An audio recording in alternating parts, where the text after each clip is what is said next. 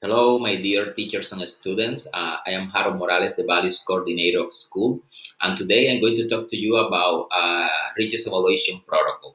So I'm going to start presenting. I'm going to share the presentation with you. Let's start. Okay. As I said, I'm gonna be talking to you about Regis Evaluation Protocol. So, according to the Manual de Convivencia, a student must be assessed in all seven Regis values. This is done at the end of every quarter using the rubric for Regis.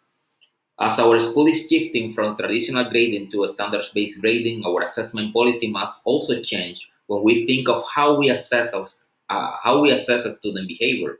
Last spring, we started working on making adjustment to our current assessment policy with our middle school and high school academic council, composed of our lead teachers and our standards-based grading consultant, Dr. Lian John. Dr. John helped us to identify ways that we could improve our current grading practices so that they were more aligned with the standards-based grading philosophy.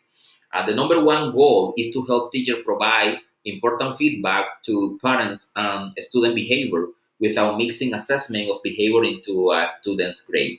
We learned that behavior and mastery of content should not be reported together. So teachers needed a way to evaluate things like participation, tardiness, bringing materials, and completing homework that was separate from a course grade.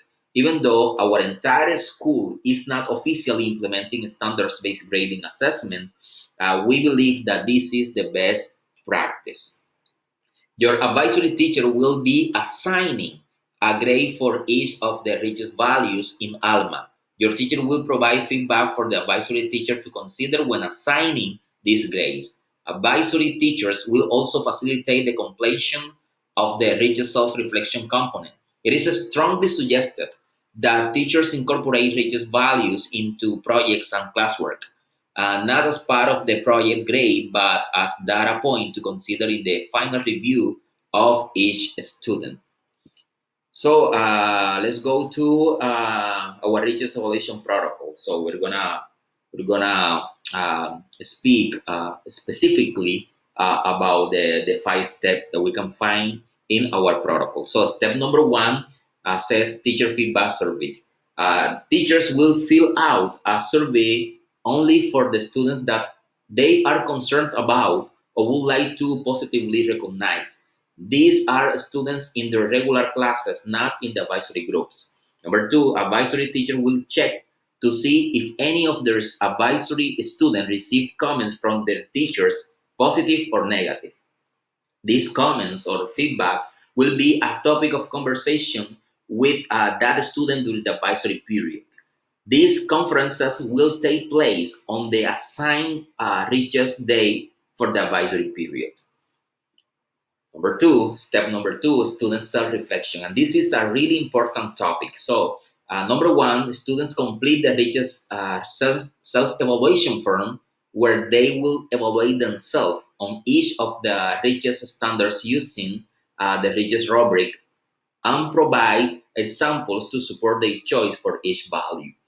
This self-reflection will be presented by the student to the advisory teacher during a richest conference. Uh, in addition, the academic council agreed that teachers' assessment was only one piece of guiding students towards more productive behavior. For this reason, a student reflection will also be required as part of the Regis assessment. This reflection will be shared with parents every quarter, progress report, and semester on the official report card. This change was also approved by Consejo Directivo in June. Okay, the next slide that I would like to present to you is the student self-reflection form, just to give you an idea how it looks. The purpose of this form is for you to have an opportunity to honestly, and this is really important, to honestly reflect on your behavior and how this behavior align with the values and ideas of our Cohoa community. Honest self-reflection is one of the best tools to identify area of growth and improve as a person. Okay, let's go to step number 3, advisory teacher preparation for student meetings. Using the teacher feedback survey, the advisory teacher compiles feedback for each student in his or her advisory, making note of repeated behaviors, growth areas, and strengths. The advisory teacher will create a schedule to meet with each student individually during the two RHS blocks that have been designated for this purpose.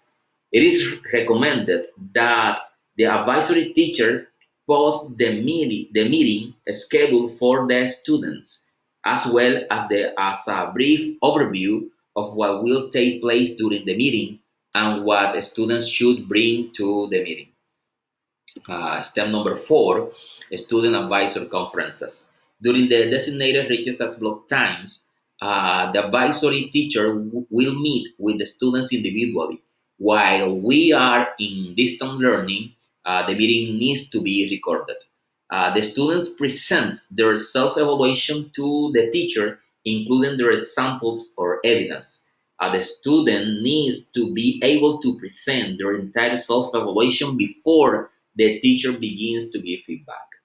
Number 3, in that point, in that step, number 4, the teacher presents any feedback that was submitted for the student in the teacher feedback survey. The teacher helps the student reflect on the feedback and helps the student develop a goal on how to improve in that area. If there is no feedback for the student on the teacher feedback survey, the teacher works with the students to formulate a goal in order to grow on a specific value. Okay, and the last step, step number 5, advisory teacher inputs reaches grade into the SIS ALMA. Using the student self-evaluation and teacher feedback, the advisory teacher will input a grade for each of the richest standards into ALMA on a plus, or minus scale. Plus plus means almost always, plus often, and minus sometimes. If a student receives a plus or minus, the advisor reports qualitative feedback in the comments section regarding a specific area of growth. The advisor teacher will input the student's growth goal as a comment next to the appropriate richest value.